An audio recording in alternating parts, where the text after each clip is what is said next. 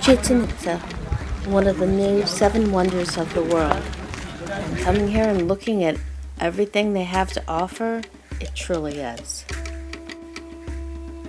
The first thing that we saw after going through the entrance and past all the vendors was the pyramid.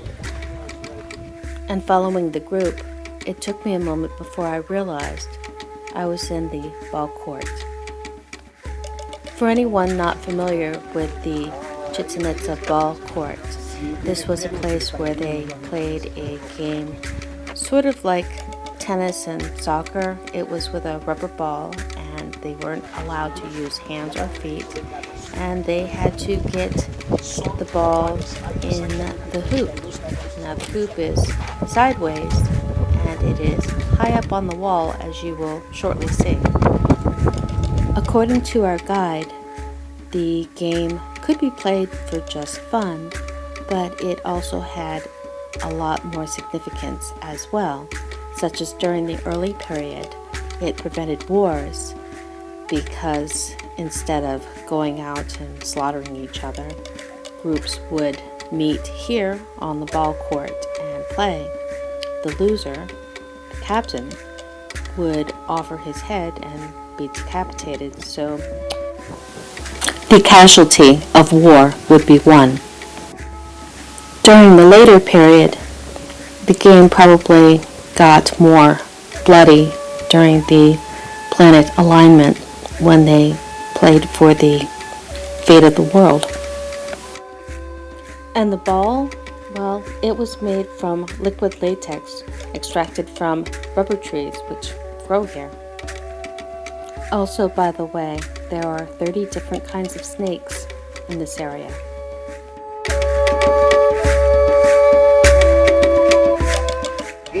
When there's an alignment in the sky, you walk into a court, you're not considered a human being. You are the positive and the negative forces of the cosmos, and the ball is the sun.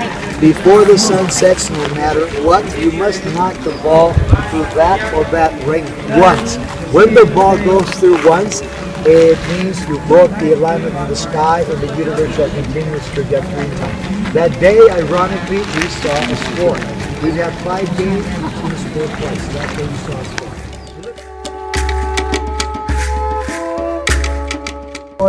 These guys, this is what they look like when they walk into the courts.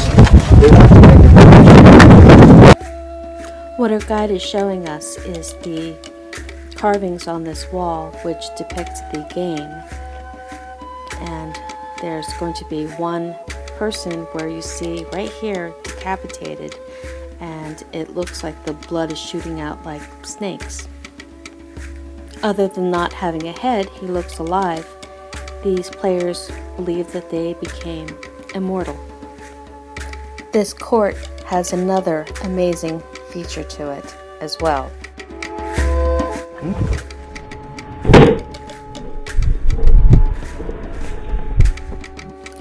The acoustics of this place is nothing like I have ever heard. The 2 temples on the north and south end, the people did not even have to raise their voices. You can hear just by normal speech. And here is one of the hoops. I mean, can you imagine getting one of the balls through there?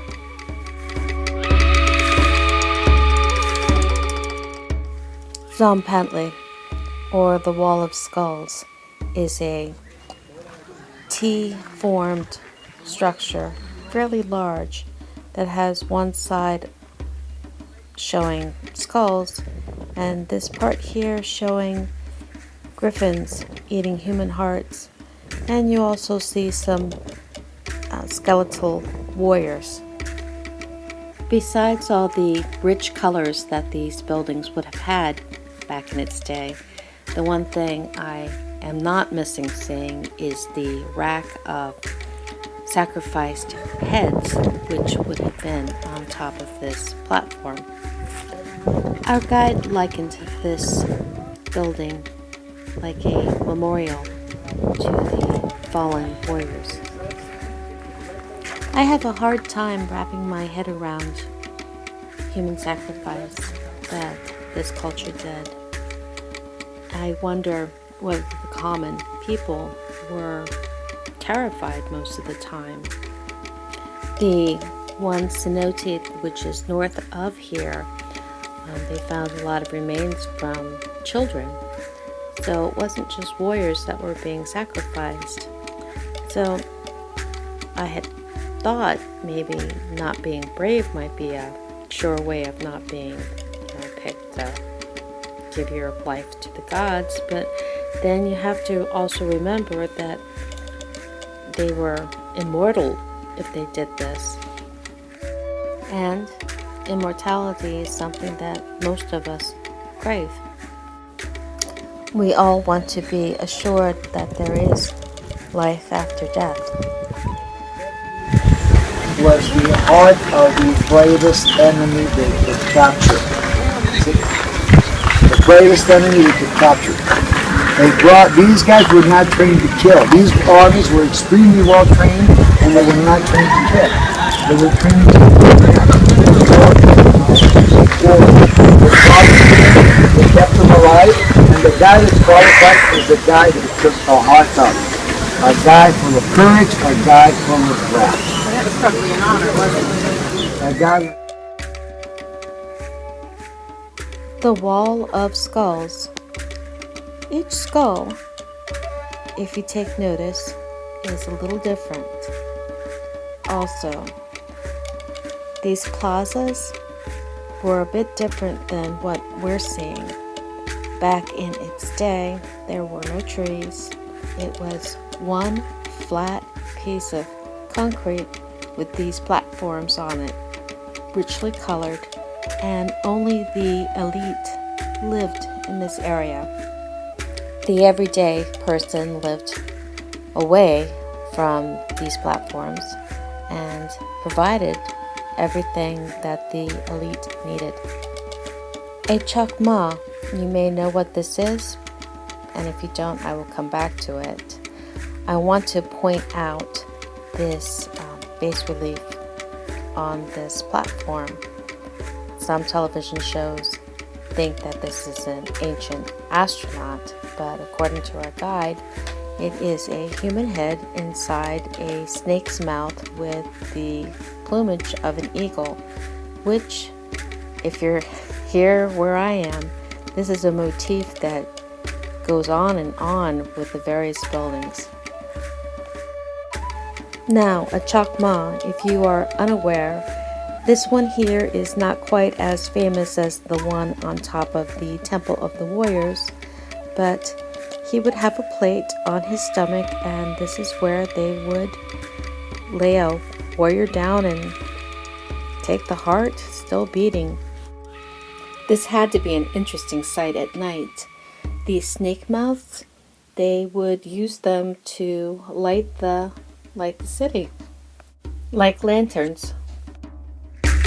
When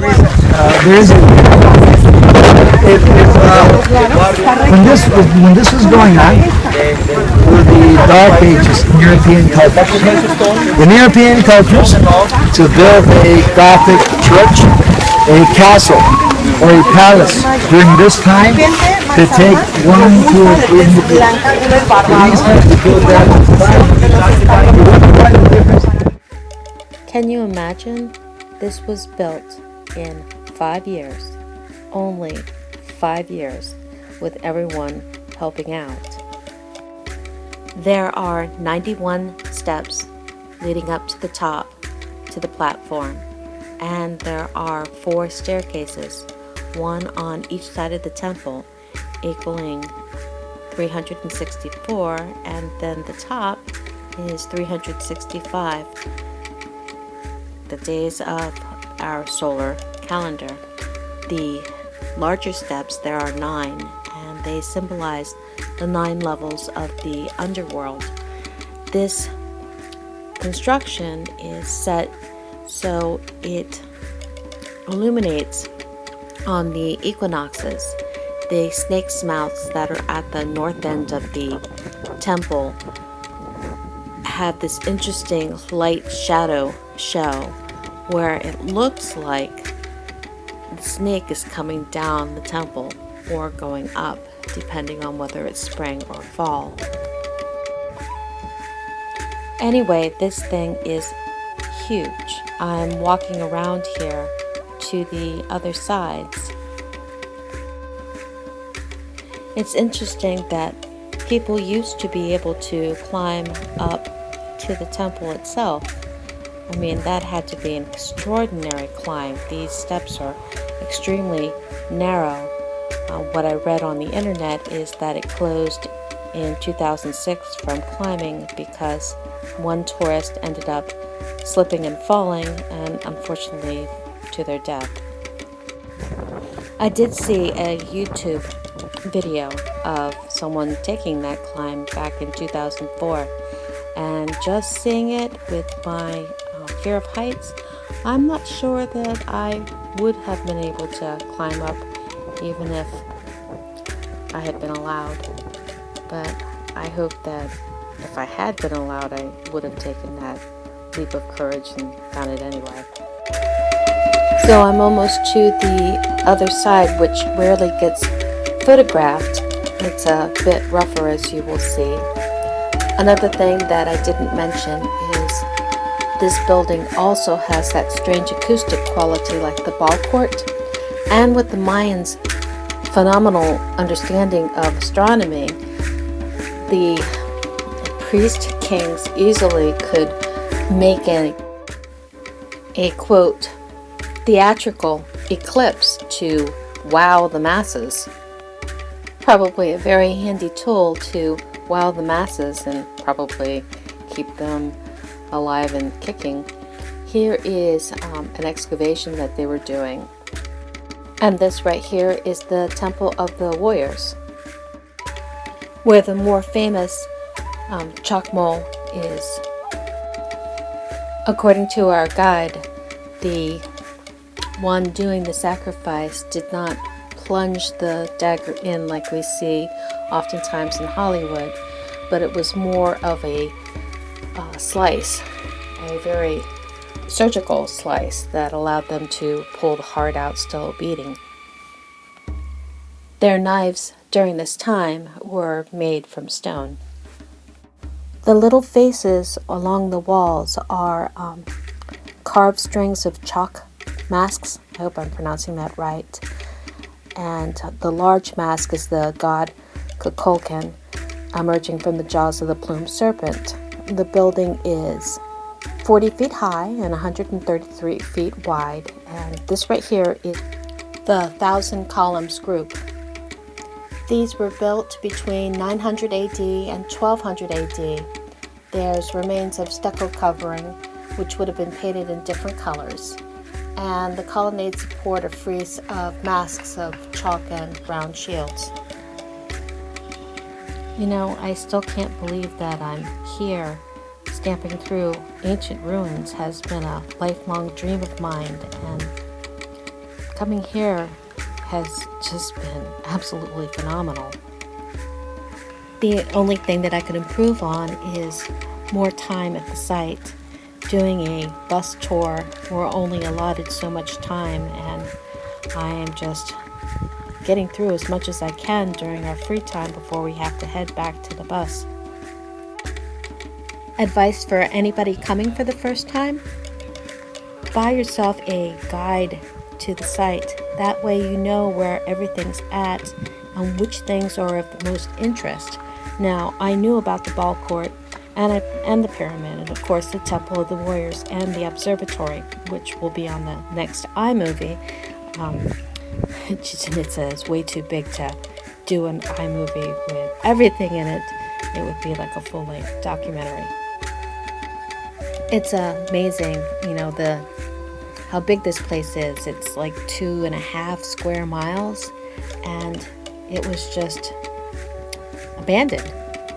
And then in the 1840s, they discovered it, took all the trees and grasses and whatnot off of it, and behold, look what they found. And there's yet more to be uncovered. Adios.